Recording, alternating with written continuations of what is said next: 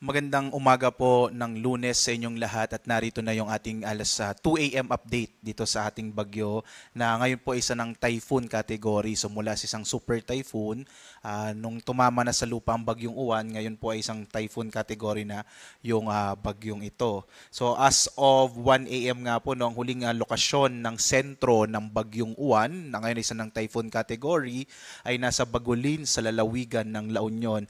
Mula sa isang super typhoon, ngayon po ay ang kanyang lakas na sa 165 kilometers per hour, malapit sa gitna at pagbugso po na nasa 275 kilometers per hour. Mapapansin nyo, medyo malakas yung kanyang gustiness o yung pagbugso, lalo tumatama kasi ito sa terreno or sa mga kabundukan po ng northern Luzon.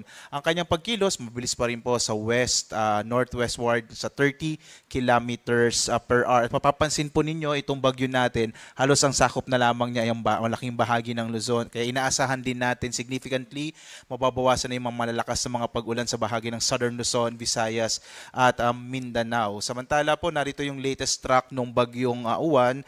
Sa mga katututok lang po, no, naglandfall yung bagyong Uwan kagabi ng alas 9 Gs ng gabi sa bahagi po ng dinalungan sa lalawigan ng Aurora at muling binagtas or binaybay niya yung bahagi ng Northern Luzon at ngayon nga po no ay nasa may Northern Luzon na ito, particular na sa bahagi ng La Union at posible po ngayong umaga, posible po sa susunod na update natin mamayang alas 5 na umaga ay nasa West Philippine Sea na ang bagyong si Juan. Mapapansin nyo rin po sa ating track, posibleng pagdating ng araw ng Huwebes ng madaling araw ay muling papasok ng Philippine Area of Responsibility ang bagyong Juan. Lalabas po kasi ito posible po mamayang gabi o bukas ng madaling araw ng Martes at kikilos po ito palapit sa Taiwan. So posible po na ang susunod na landfall na ng bagyong ang bagyong si Juan ay sa bahagi na ng Taiwan. At base rin sa track natin, posibleng mapanatili niya ang kanyang lakas bilang isang typhoon.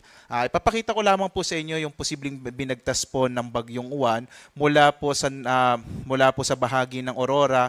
Ito ay nasa Nueva Vizcaya, gumalaw po patungo sa Benguet, and then dito po sa may La Union, at posibleng nga mamaya ay nasa may West Philippine Sea na ang sentro ng bagyong Juan. At dahil po isa ng typhoon category ang bagyong Juan, signal number 4 na po yung pinakamataas natin na tropical cyclone wind signal. Signal number 4 po ngayon dito sa may southwestern Isabela, Quirino, Nueva Vizcaya, southern portion ng Kalinga, Mountain Province, southern portion ng Abra, Ifugao, Benguet, central and southern portion ng Ilocos Sur, La Union, Pangasinan, Aurora, Nueva Ecija, northern and eastern portion ng Tarlac, northern portion ng Zambales. Habang signal number 3 na po